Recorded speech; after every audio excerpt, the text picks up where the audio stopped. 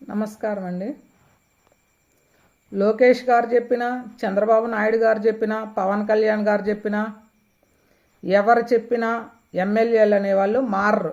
ఎమ్మెల్యేలే కాదు, మినిస్టర్లు వాళ్ళకి మళ్ళీ ఇంకో తోకలు ఉంటారు, మండల అధ్యక్షులు వాళ్ళకి మళ్ళీ ఇంకో తోక ప్రెసిడెంట్. ఈ వీళ్ళు ఏళ్తున్న నియోజకవర్గంలో ముందు రోజుల్లో కానీ ఇప్పుడే జరుగుతుంది. ఒకరి భూమిని, నీ ఇంట్లో 10 ఓట్లుంటే వాడి భూమి చేస్తారు.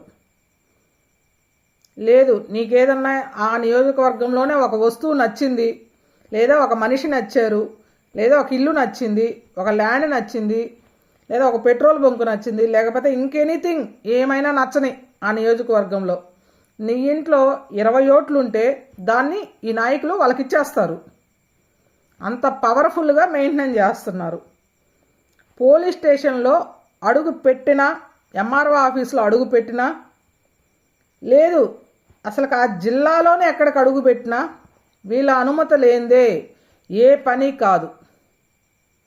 ఇది ప్రస్తుతం మా కొండేపులో నడుస్తుంది.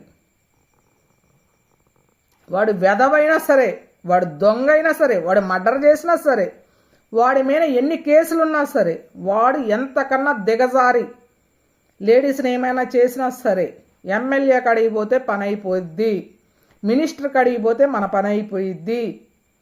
వాళ్ళని చంపినా సరే మినిస్టర్ మనల్ని బయటికి తీసుకొస్తారు, లేకపోతే మన నాయకుడు మనల్ని బయటికి తీసుకొస్తారు. అదే జరుగుతుంది.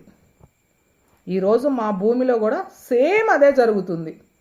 మా ల్యాండ్ని దొంగలు ఆక్రమించేసి చేస్తున్నా కూడా ఈ నాయకులు, కొండేపిలో ఉన్న నాయకులు ఇదే చేస్తున్నారు.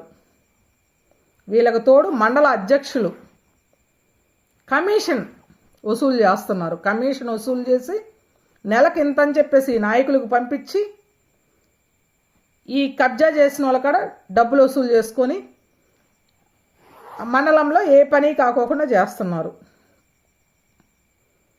ఇది ఎంతవరకు సమంజసమో నాకు తెలియదు. ఇంత దుర్మార్గమైన రాజకీయం మా కొండేపులో జరుగుతుంది.